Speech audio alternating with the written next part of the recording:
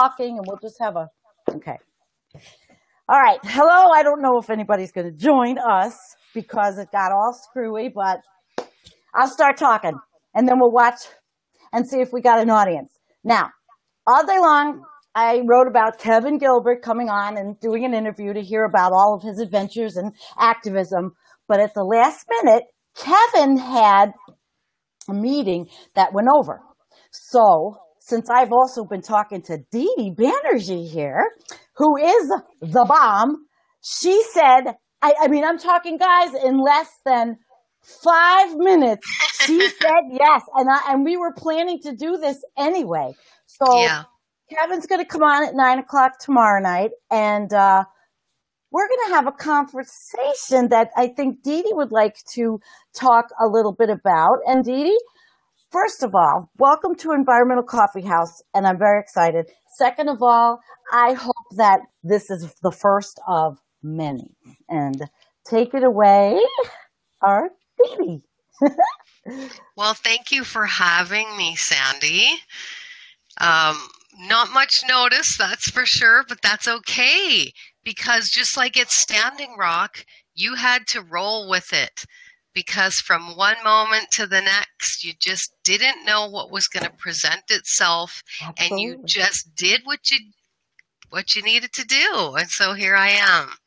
And that's great. That's great. I want followers of ours that may not be familiar with you to learn about you and who you are, how we came to know each other, which is through the activism world and through a mutual friend, Kim. I think it's pretty cool. So, yeah, absolutely. Go for it. Give us a little about who DiDi is. I am somebody who was actually born in North Dakota. My mother is Norwegian, and there are a lot of people who immigrated from Norway after the turn of the century and onward. It's very, very heavily Norwegian populated, that state, if people didn't know, you know. Mm-hmm. And throughout the Midwest, even up into Winnipeg and all of that, I was kind of surprised. But my mom married my dad, who was an exchange student or a scholarship student in architecture, and they met at North Dakota State University. Oh, she was in interior design, and he was in architecture, so you'd think it was a match made in heaven, right?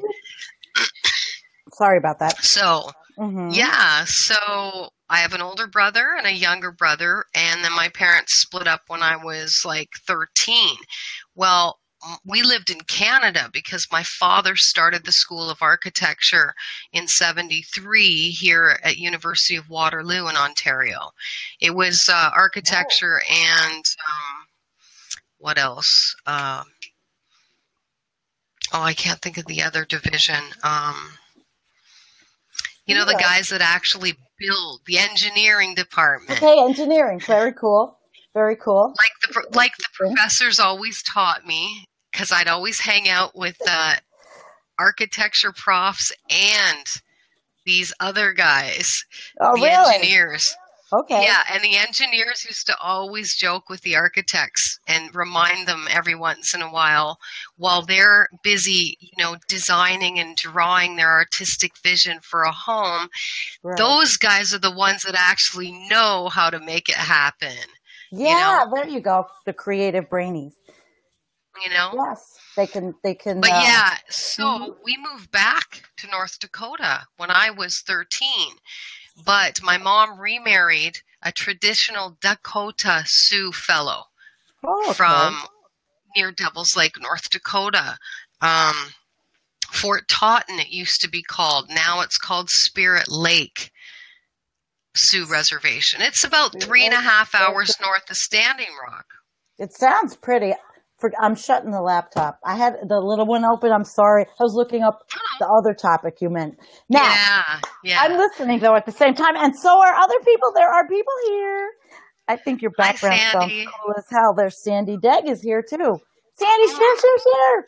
This is a girl talk tonight. It's great. I love it. Okay. So now we're going to go on from there. because this is Yep. so cool. So I was raised until grade 12. So from 13 till I went into grade 12 on the Sioux reservation, doing traditional things, sweats, etc. I danced in powwows. I was a fancy dancer. Yeah. That is so neat. Yeah. That's Yeah. And then my mom had Lavina. My mom had my sister Lavina, my half sister. Mm-hmm. And when I was 14, and then we adopted Hunter. And Hunter was at the camp, and he was an integral part of security. And remember the night the car drove into the camp and drove over a couple of tents really fast, out of control? Yes. Hunter, my brother Hunter, threw himself in front of the car to stop it. Oh, my God. Really? But if you knew Hunter, if you knew Hunter, this was his response. And I could have guessed it because I knew from the moment I looked at that baby when we adopted him, you know, he just smiled. He was our little Buddha. Oh, Hunter was our little Buddha. He looked exactly like the Buddha, his face. So my mom's very spiritual, and she raised us as such. And so we knew we were blessed with a very pure hearted soul, you know. Mm-hmm. Really, we cherished Hunter. So you are blessed because you got to grow up in a pretty interesting place than a lot of us, a lot of other people. And so, and that doesn't even end it, how varied your life was. No. I mean, I could go on forever, but that's not your show. Yeah, but this is my show. That's what I want to hear about you. You are my guest, and and when, you know what? When I come on with a guest, it ain't about me. It is not about me. It's about my guest. That's why you're the guest. Everybody knows about me ad nauseum. So this is your night. So I'd like to just hear a little bit more about the background that made you who you are. Well, let's see. I'll go back to when I was 3 months old in 1965 in the summer. My parents decided to take us to India to meet, so my mom could meet the family because they'd never met before they got married. And my mom didn't know any better. My dad sure as hell wasn't thinking, because you don't take a newborn to Calcutta back in the 60s. Oh, my God. Right? Yeah. So within a week, my mom and I contracted amoebic dysentery, and I became critically ill. For 3 months, I couldn't even be flown home. Wow. Yeah.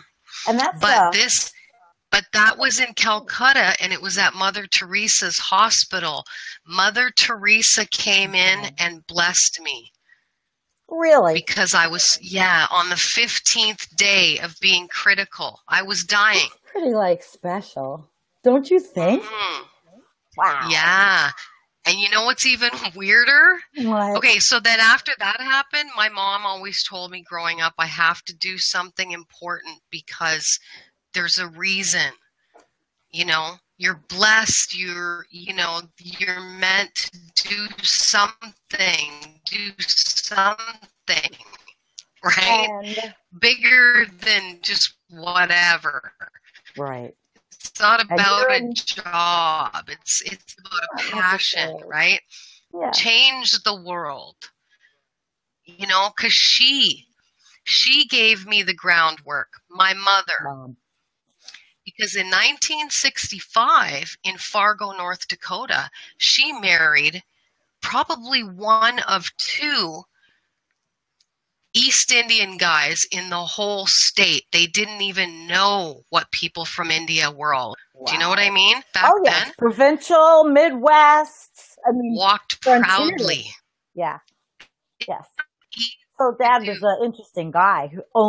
I don't think you remember the first trip to India. I wouldn't imagine that you did. No.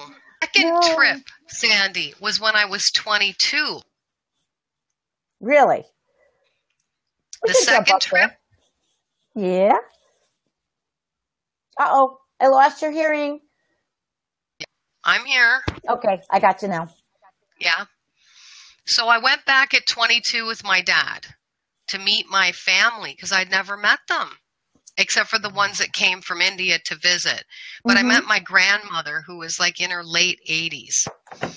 And they're a Hindu Brahmin family. So that's the priest caste of the Hindu faith, right? Right. I had no idea who my dad was until I went to India, you know? Yeah. Wow. Then I saw my dad. Yeah, the culture.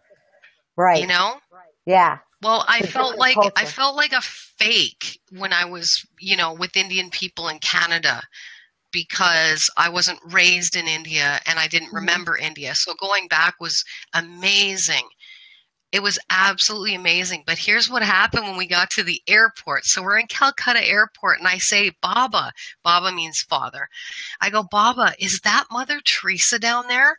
And this was back when she was still alive. So he said, yeah, it does look like her. And I went, what should I do? And he goes, go ask her. And I did. I went right through the crowd of people and I just said, excuse me, I'm so sorry to bother you, but I need to know, are you Mother Teresa? And she said, no, I am her sister. And I said, you mean like in the sisterhood? Because there was a sisterhood. Yes, of course. Right? They're nuns. Yeah. Yeah. So she looks at me. She's old. She looks at me. She's got the sari on. And she pulls the glasses down and she says, no, I am her biological sister, but I wear these glasses so people can tell us apart. We look very much the same, right? She says, may I know why you're visiting? And I told her, I almost died as a baby and your sister blessed me and I lived. So I'm coming back to show my family. So then she says, well, I must bless you for this trip. And people parted like a sea, and I was being blessed by her sister. That's like when I told my mother, I would say. I know. My mother was like, "Okay, there are no words. There are no words, right?" Right. Man. Well, okay. So you went from. Then we know you grew up in a unusual manner, which is pretty cool. Like a lot of us have, but this is Didi's story. And the only thing is, I don't think I've ever met or heard of, or anybody that has met Mother Teresa or was blessed by Mother Teresa. So this is pretty cool. And if you're a person of faith, that's particularly poignant for a person of faith. So we get to 22, and tell me about that activist heart. Tell me about how you started to become socially conscious about things, like the first thing, maybe way before even the pipeline. What was the first thing that said, oh, this is It was my trip to India. It was my trip to India. Now, all of the relatives give each other nicknames, so just bear with me. But I love the nickname. My cousin, okay, so my uncle's son, okay, there were two sons. So the eldest was Papoon, and the younger one we called Tinku. And Tinku was in his 20s when I went to visit India. Up, voice. Wait. Can everybody hear? He was. Okay, you're back. Okay. So Tinku happened to be a journalist, studying as a journalist and a political activist. And we sat the night I left the next day for back home. I didn't sleep, and him and I talked all night. And he said, DiDi, or Anjana. Anjana's my real name. DiDi means elder sister. It's a nickname. DiDi is a nickname. I kind of thought that. Yeah. Anjana, he said, if you want to help, because he told me about how horribly poor it was just outside of Calcutta where the untouchables are, right? And he, my cousin, by caste, was not ever supposed to even look at an untouchable. But he was bicycling out every day to those moments with the people and trying to politically push people. So what they do in India is they come and knock on your door. Because a Hindu Brahmin can get some, attention by doing that, because you're not supposed to do that. It's not okay. Visualing all this in my mind's eye. Right? Yeah, your story in my mind's eye. So cool. Well, he told me, he goes, go back to Canada and become a nurse. There you go. Helping and healing, and what Mother Teresa did. So I became a nurse because Tinku and I, he said, go be a nurse, So you were a nurse, and that's a helping field. I mean, that is a personal, caring, touching field. You really have to have empathy to nurse properly, I think, and that's pretty interesting. Well, my stepfather on the reservation was the head of the halfway house on the res, which was right by like the jail and stuff.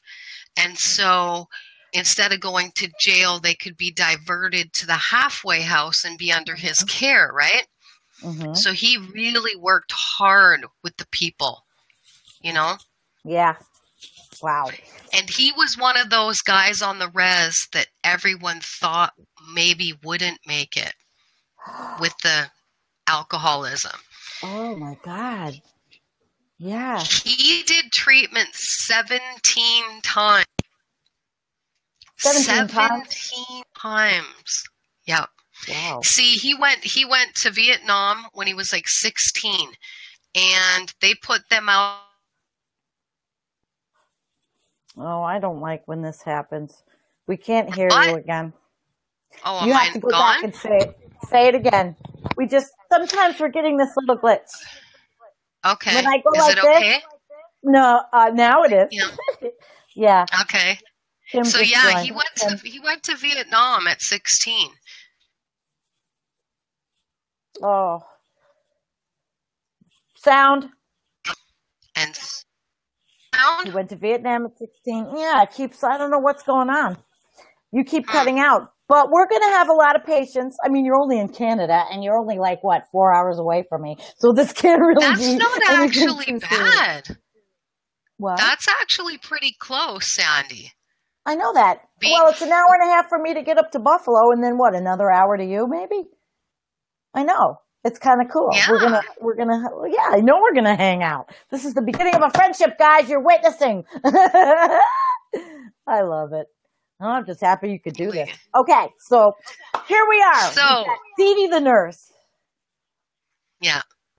So I ended up doing my schooling here in Toronto and working for Native agencies. In fact, my pre-graduate, before I got my degree, they had me in the best spot you could be in, which was Toronto Public Health downtown.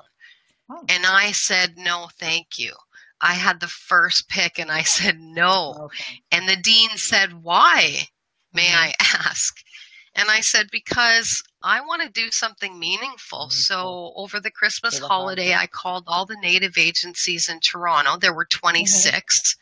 26 calls. And I got an interview with one, Native Men's Residence, a hostel for street natives. And I went in there and I said, could you use a nurse for free for 4 months? And they're like, yeah. And I'm like, well, you're going to have to write up a proposal or I'll write it for you and you can sign off on it and speak to the dean. But I'm going to make this deal happen, but you got to back me up. And he just smiled and said, okay. Because I was like, so what do you do with medications when people come in? They're like, we put them in a bag and then they have to come to the office and take them. And I'm like, oh, that's awesome. I said, well, we can work on that system, And I got my first job at Native Men's Residence when I graduated. They said, we can't afford to hire you, but if you write a proposal. Sound. We're patient. Cutting out? Okay, it's back. Yeah. You're at the proposal So stage. I wrote the proposal for the funding for my first job, and it came back. I got the funding. So I actually... And they didn't really teach proposal writing in nursing school, did they? No, I had no idea. Oh. So all I did, I just called the government and I said, hey, I got to write this proposal. I don't know what I'm supposed to do. Do you have a framework document? Good. And they did. You know? Yeah. Very good. Yeah, most granting organizations will. And then you have, it's like an RFP, right? Go ahead. Yeah, so I worked for different Native agencies. Then I worked for a street youth organization with a team of social workers. And that was in downtown Toronto, in the gay district. So, and it was guys. It was a boys' hostel. Yeah, I've been there. It was called Turning Point Youth Services, right? And why does this keep happening? We're losing our girls' voice. Really? Again? Yes, it's like every minute and a half to 2 minutes, and then it goes off, and then it comes back on. I don't know. Is anybody else going to tell me is that happening? Guys, we're just going to keep going anyway. We're getting it. Well, we're getting it. You did see my name in the Tiger Swan surveillance documents with the Intercept, right? Oh, I don't know. I might have if I can remember reading the whole thing. I think at the time that was going on, I heard you told me just. So I didn't really know. So tell me what happened. To get the okay, said that that still, or am I okay? Oh, now you're good. Can you hear me? Yeah. Yeah. Yeah. So they contacted me, and the lady basically said, we're reading through this surveillance, and they've done a lot of surveillance on you, DiDi, and we wanted to share that with you in case you haven't found it, because we need to use some of it. And said, give me 24 hours. I need to talk to Dean, because Dean and I had. And so I had to call Dean, right, from drones. Okay, yes, I know who that is. Are you going to put your name out? So we both agreed, yes, of course. We parents. And it's important to tell the truth, especially when you know you've done everything for the right reasons, as best as your heart tells you. You know what I mean? So, yeah, no fear. That was an organization that actually the government hired these vigilante, these people, these mercenaries. That's really what happened, huh? And they infiltrated? Guess what? I can tell you. I won't tell you the name of the kid, but I can tell you. Can you hear me? Okay? Yeah. Hey, Carrie. Because there's a lot of this I'm behind on. Carrie's here. Yes, Carrie's here. Hi, Carrie. Okay, we'll keep Carrie. We'll keep her voice. I mean, her face. Hello. Oh, it's not even her face. So it's a cup of coffee, which I want. No, that's tea. That's tea. Hey, Sandy. Yeah. So where was I? Well, we were actually jumped around. I mean, we ended up near Tiger Swan, which of course I'm pleading ignorant because I am so busy. I knew about what was going on, truthfully, but I don't know the whole exact story. But I can tell you anything you want to know about Arctic ice and the blue ocean. No. On that note, Sandy, I will just give you nameless but poignant examples. Okay. Right? Yes. At one point, there was a level of frustration, especially amongst the youth. Some of the testosterone youth. And their DNA is just screaming. And bloodshed. It was It was a lot. Hey, Sophia. Yeah, we got some girls' night. I like it. This is the chat we have bar because the latest. So that was where if you wanted to check in, because know what people were going to check in, and it was like all these and these sons and these dogs. That auntie part of me was so strong in physics. Oh, I wish I knew why this audio. And sometimes, is it cutting out again?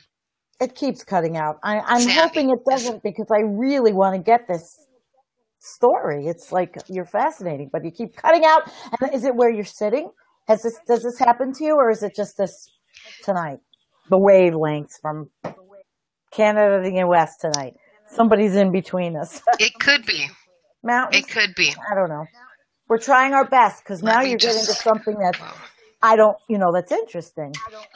Well, it's all interesting. But this, she's going around. Look at that. I'm just going to see if this helps at all. I don't know. Closer to your modem?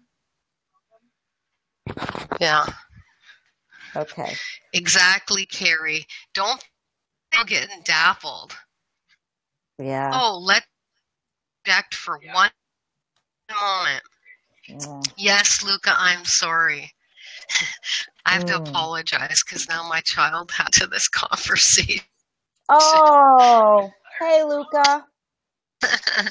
Well, if it still breaks up, we'll just have to do our do our best to try to mitigate that, So yes. because I hear a bit of an echo on my side, but I don't want to mess around with the sound, so we'll just do the best we can. Okay, so this I think where I really realized that Tiger Swan could a bit of move. I guess for me it was my way of coping. I freaked out. Yeah. Bill, compartmentalize if you need to, but I can tell you there were two occasions. One involved horses and the scouts. We had horse riders or scouts back as they would have in the traditional days. This camp was run traditionally.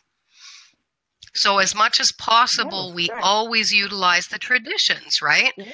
So the scouts and the horses, let me tell you, we treated the animals, because at going through those hills scouting, the horses fall on you. You're in the dark.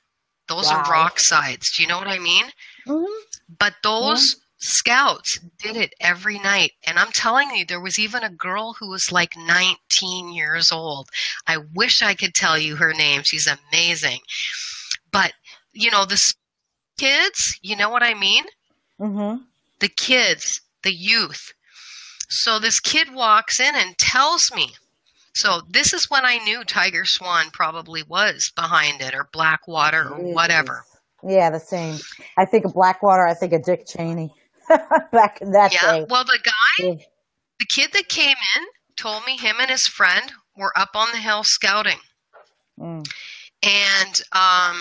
2 4x4s came up on the horses and a helicopter. And he said they were dive bombing their heads with that helicopter in up to less than 10 feet from their head, because nobody else was there to see it. They didn't have GoPros yet. At that point, I told them, go on your live stream and say, I need 10 GoPros now. Wow. And they did come in. When about did that start? So you got there to Standing Rock. Let me go back a little just to what made you go, and how did you go? But how did you make the decision? Was it like, I'm doing this? Was it impulsive, or you just went? How did that work? No. I wanted to go. My husband and I asked, but I couldn't. I immediately as I had learned on the res, or taught me. So I saw this stuff my sister sent me from North Dakota. I didn't know. And then right away I saw it, and this was before the dogs. So I sent her money, and I said, you and now and do recon, get eyes on the ground. I'm booking my ticket, but, you know, get stuff. They went to town. Even my 7-year-old mother, her car full. She had the tent set up like you know, and guess what? White woman I know who is considered an honor, because her and LaDonna and Maya and the little ghosts, right? They all did sweats and ceremony for like 20 years.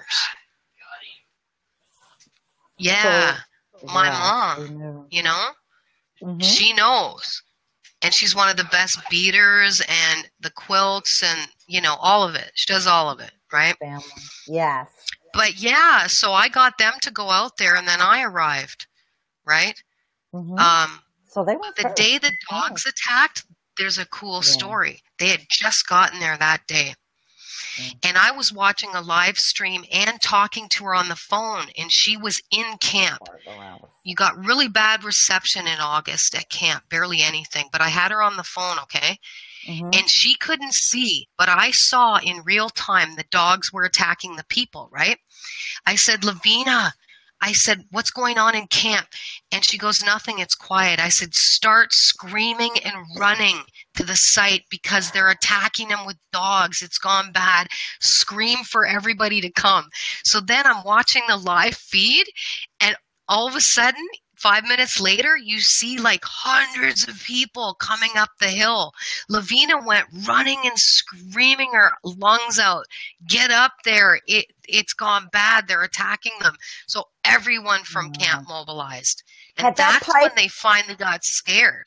Did the pipe, at that point, was that pipeline put in already? No. Underground? No, they hadn't. So the digging, that was pre-digging that area. Holy crap.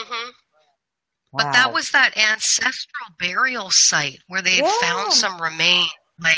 And the fact that they bulldozed it like that in front of them just shows you the level of, I'm telling you, the only way I can look at it is a spiritual disconnect. And I don't mean anything weird by it other than their hearts cannot be connected to their heads. They are completely thinking here. There's none of this going on. No, of course not. There's the greed component in all of this. I mean, it's all over greed. Human nature, greed. That's how I look at it. Yep. The need to have, own, covet, you know? Consume.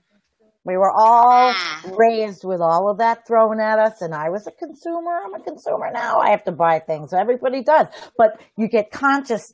A lot of things that Standing Rock did was it did make a lot of people a lot more conscious than they ever were. I have to say myself, and I thought I was so conscious.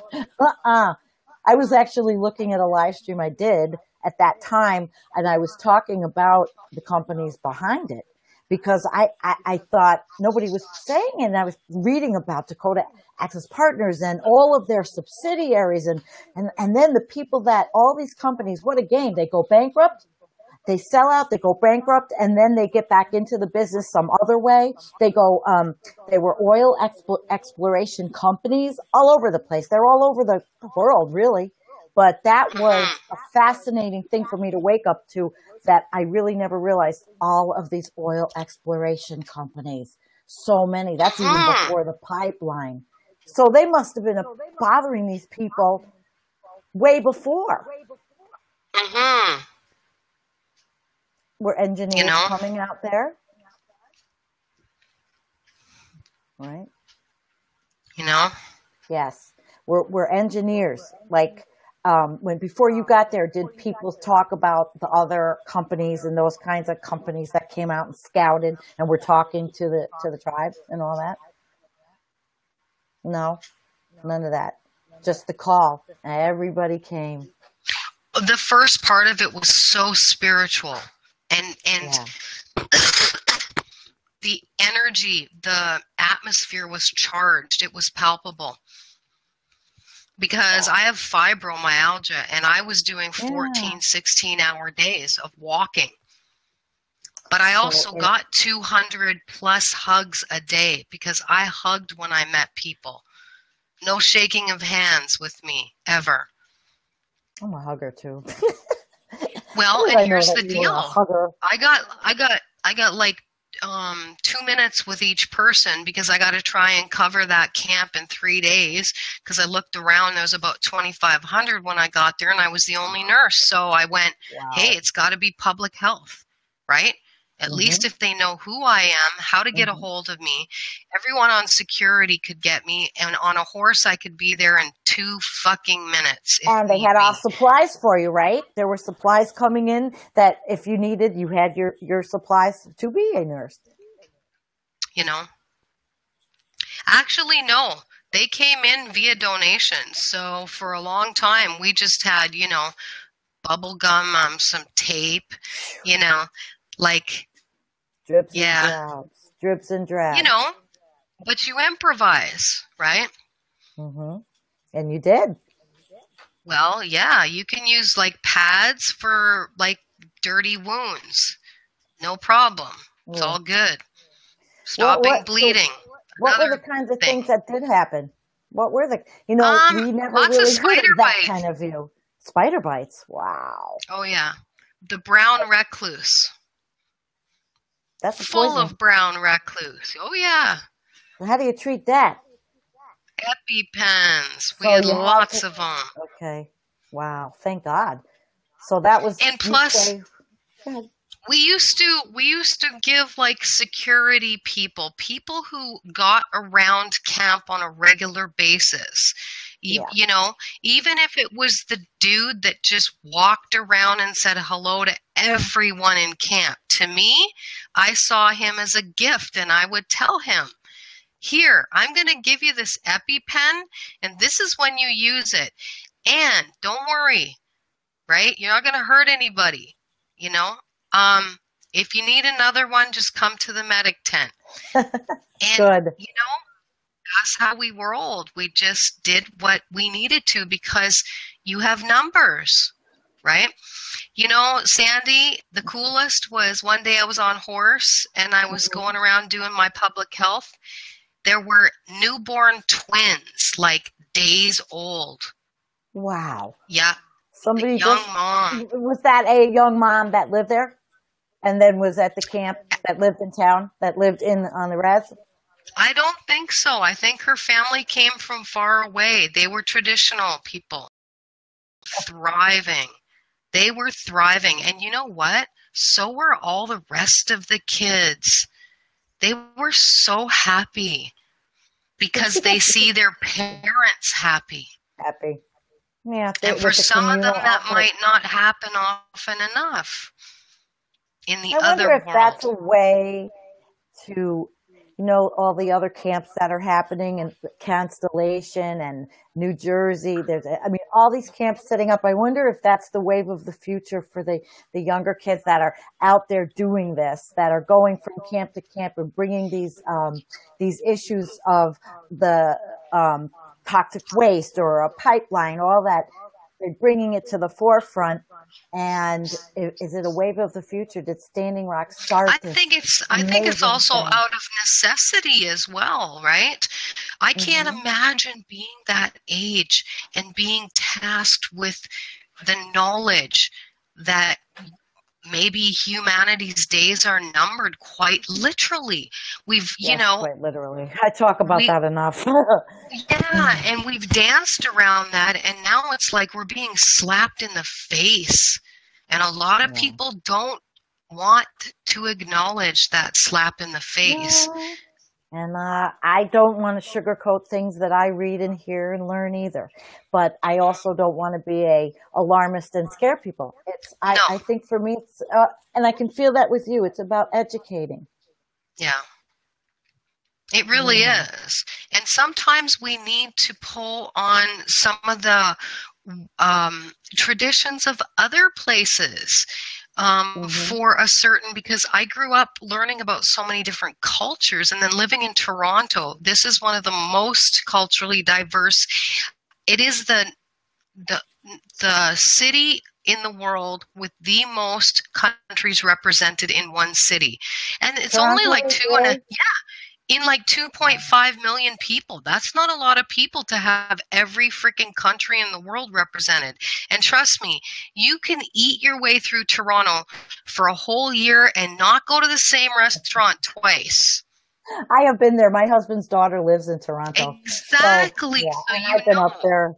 Yeah, I've even ridden my motorcycle up there because my friend Karen, who has a bread and breakfast in California now, her folks from Toronto, so we knew each other in Jersey. We knew each other a long time. Then she moved to California, so when she'd come back, I'd go up and see her in Toronto, and just so happened that one day I said, you know what, hell with it, I'm taking a bike trip, solo bike trip.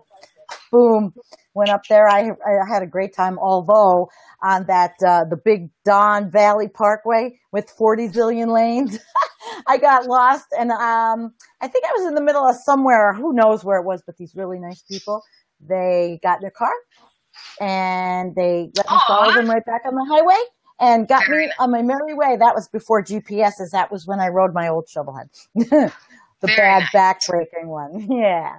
Toronto's very nice. People were really nice there, I thought. Who do we got? We got a little kitty. Oreo. And I've got someone somewhere. You've got Oreo, and I've got Dottie, but I don't even know where Dottie went. She might not even be in here. I think she might have went outside the room and opened the door. Oh well, she's probably sitting with my husband outside in the other room. Oh, that's a dog. There's your doggy. Ah, cute. Animals are, man, they're a thing of. I sometimes feel for animals over people. But not always. I mean, there's a lot of people that I have come to really care and love, and I've been that way in life, and I feel that from you too, animal lover and a people lover. Yeah. That's why it's really tough. I mean, I've realized that I've had to focus on self-care, and that's been something that a lot of nurses in particular we have a bad habit of doing that, of not taking that time. Well, I would used to run into nurses that would be outside smoking cigarettes, and I'd be like, "Why are you doing that when you're taking care of it?" The stress is not an easy. It's not an easy job. You've got the people for heart, for life. I picked the burn unit and NICU. So pediatric specialties, like both of them. So yeah. But you know what? Kids are so resilient. Like they could be burned half of their body and going through excruciating pain, and still they'll smile. You know, they'll forget for a second. And you know, I got to witness that. You know what I mean?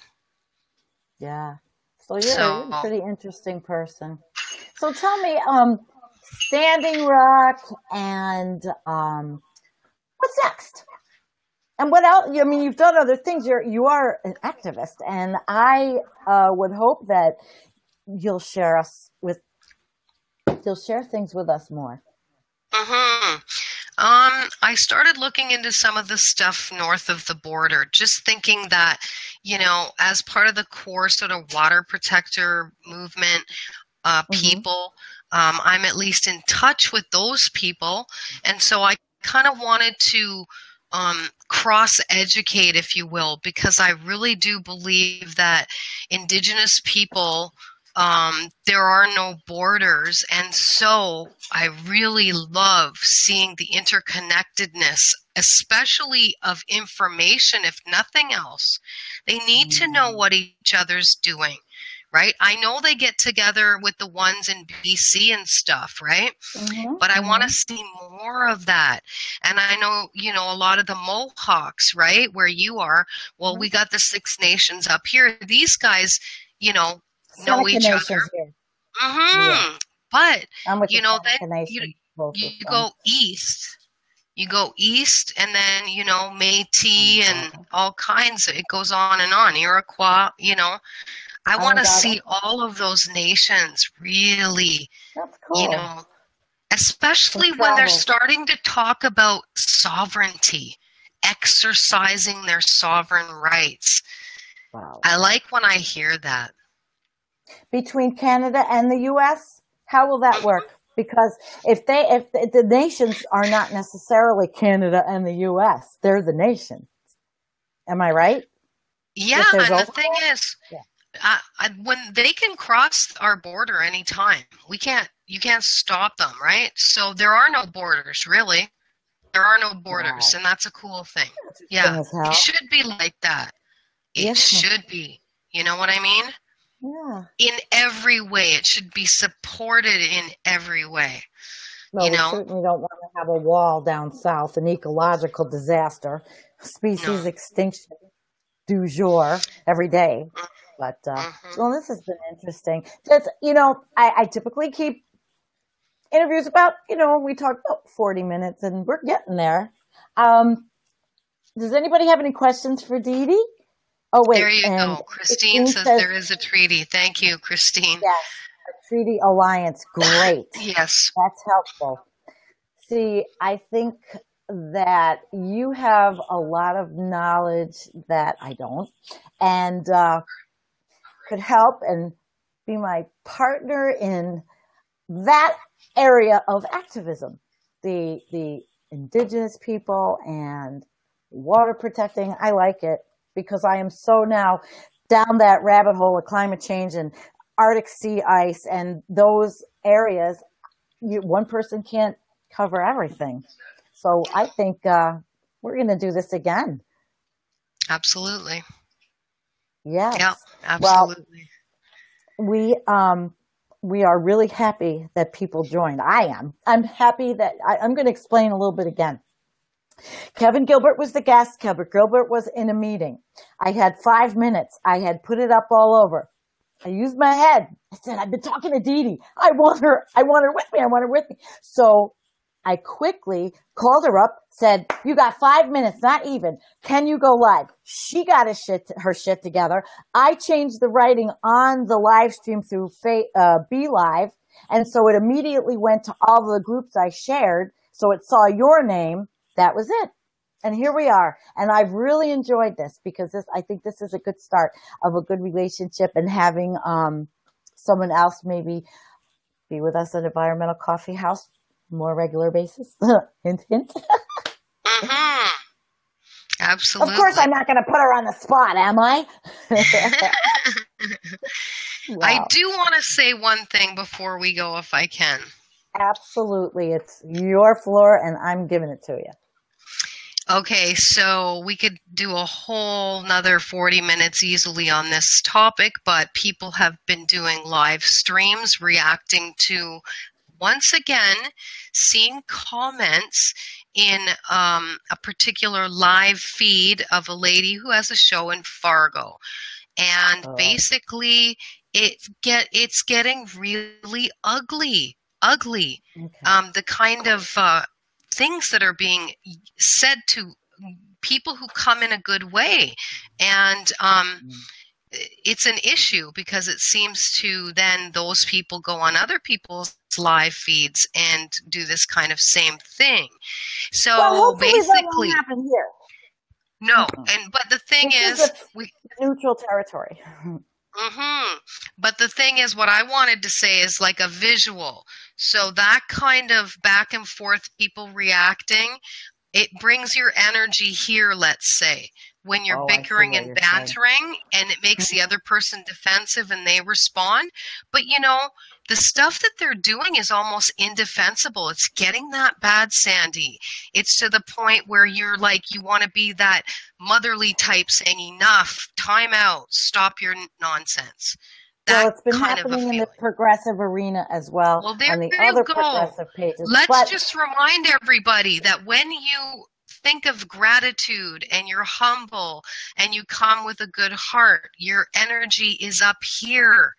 And if you align yourself with people who are already there, it will be normal. You can get there. The people that are down here that just need to spin in the crappy energy, come up, come up. All you have to do is acknowledge that, we're flawed as humans, but don't buy into the fact that that's an excuse to not be humane. We have a Let's lot of inspire people. Yes, I want to be about inspiration. You know what? And that's Martin what Luther Environmental King. Coffee House is. Martin Luther King. I had a dream. And we know the rest of it. I could go through it line by line. Yeah. But when I feel bad energy, I will put that on. I'll find it in 2 seconds on my phone and listen to it because it brings me to that inspirational energy immediately. I stay away from it. I'm out of all of it. I am the anti-drama queen. Oh, that's I have wonderful. To say, Environmental Coffee House is so neutral. But that's why you smile so much. Well, I maybe that's some of the things I don't know, but maybe I'm better off not knowing. I mean, yes. I knew what was going on. The online is as human as anything is, and that happens, and disagreements happen, and people then do pour their hearts out sometimes online, and sometimes there are lines drawn in the sand. What I'd like to see, though, this is a no line drawn in the sand free zone. And there are so many things under the rainbow. And if those people want to join us and they want to bring positive energy and really good karma to Environmental Coffee House, that is my message, too. Absolutely. Yeah, what did Rochelle say? Can you imagine when Martin Luther King was trying to create a revolution against racism of blacks, if people following him acted like this? Something for these people to think about. Well, Rochelle, that's exactly what happened. But they acted worse. Yeah, I can't even. I can't even. Oh, then. I mean, we could comment on history. Well, yes. My girlfriend, Jackie Lukman, she does a lot of history. Do you know Jackie? She does a show called Brick by Brick, and she has another show, Coffee and Current Events in Lukman Nation. She is a historian. If you've ever want to see somebody she did a 4-part documentary on neoliberalism that will blow you away, things I never, ever knew, that I learned different things because I am always in the rabbit hole of science and climate change and environmental stuff, I guess I have to take my head up every now and then and see what's going on.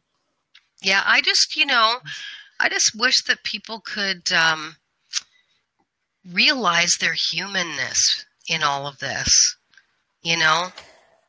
Well, I think they're afraid. They're afraid because I think a lot of people are extremely sensitive, especially some men, and they don't want to admit how bad things are because if they did, it might crack them. And they don't want to be about the emotions and the what do I do with all that because it would upset them that much. I could tell you right now, my own father only passed away 2 years ago. He would be... But you know what? I can now say this, without crying, but he would be devastated. He would be he would be worried. He'd be worried for all of us. He'd be like, okay, you know what? This is ridiculous. What in the heck is really going on? He doesn't need to know the politics, with what you see happening, it's wrong. You know what I mean?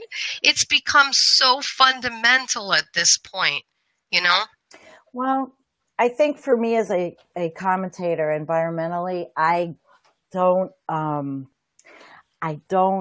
get into a lot of the human squabbles that go on, I suppose. I mean, I don't know, but they happen everywhere. I mean, even in the scientific community, there's this scientist that is not going along with that scientist. I mean, this is human nature. And We better all get it Just the together now, level guys, of because the we may level not have of that much anger. the level of mean is kind of shocking. I know I'm really sensitive, more so than other people. Like that shit hurts me like deeply, you Oh, know? Yeah, and I have to I have really, no really idea how work. these are. Yeah, and I don't Maybe like just that stay off because I them. don't even know these people. Then And stay off them. you know, And exactly. yeah, maybe just go away and start. We'll do some different things. We'll do some different things. Meaningful Absolutely. things that don't bring in all this negative energy. Nobody It's wants just negative it's energy. hard to watch everybody go on live stream trying to defend a good way and say, well, we're not Tiger Swan. They keep calling us Tiger Swan. And we know we're not Tiger Swan.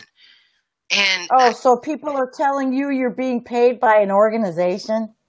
they said the Wolf's Den is Tiger Swan. We're all Tiger Swan. Yeah. Oh, Lord.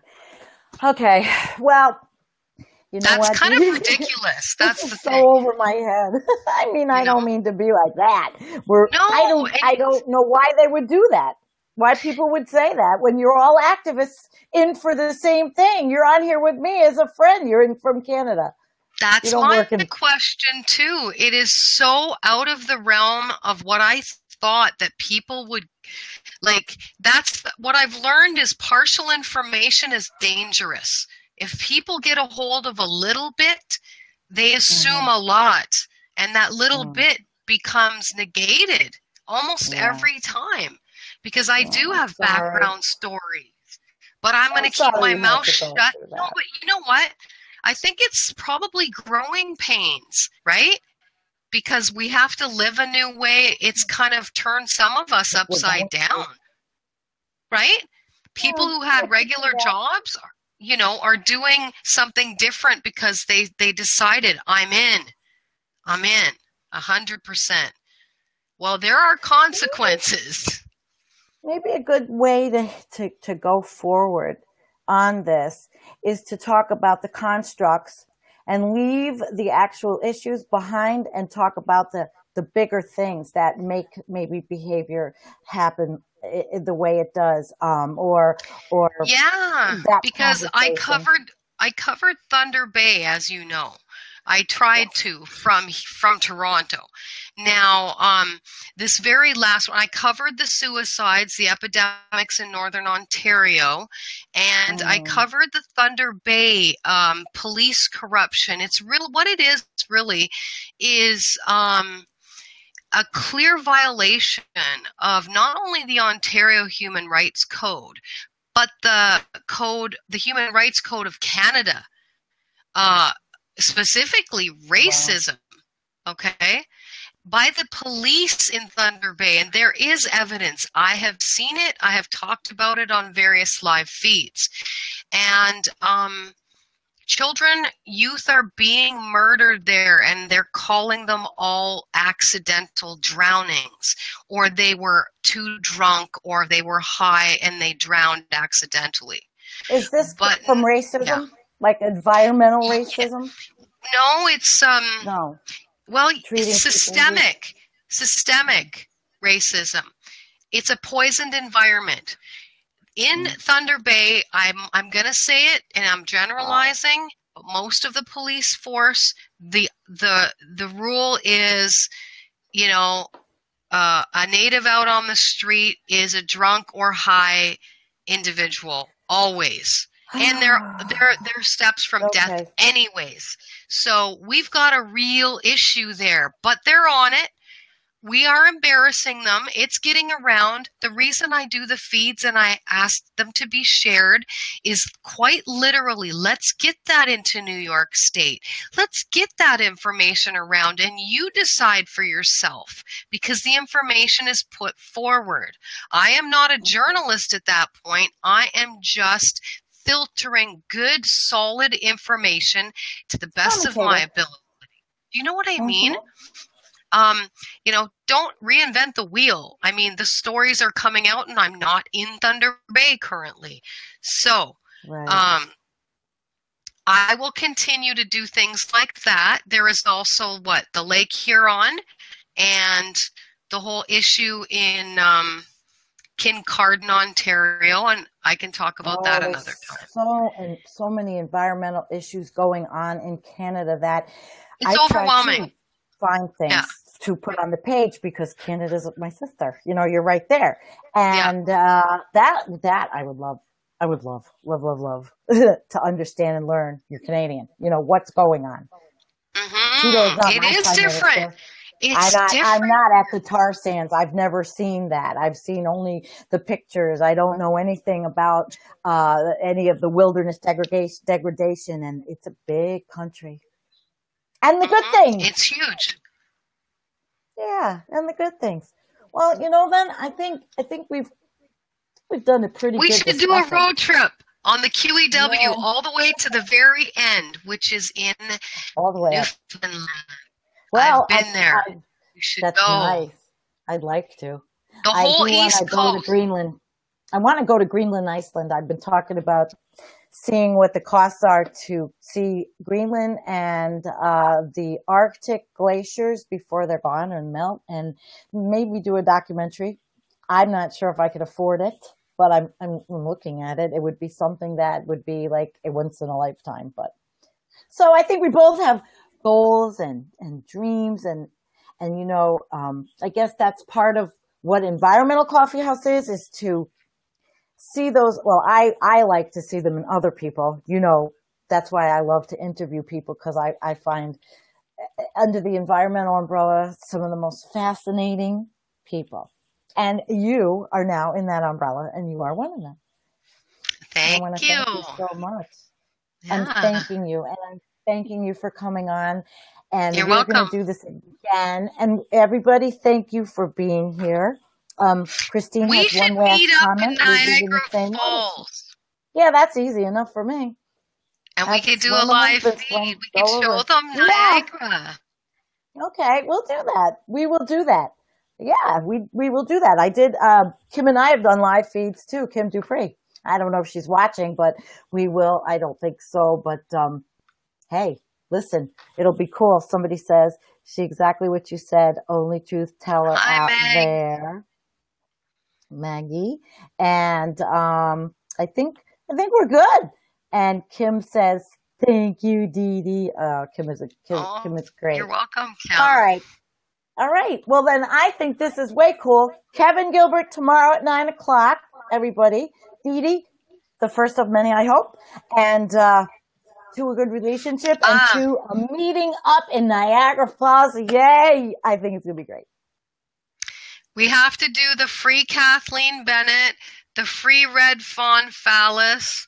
Who else do we got? Free Leonard Peltier. Those are good. Orlando. Sorry, I don't know who else to say.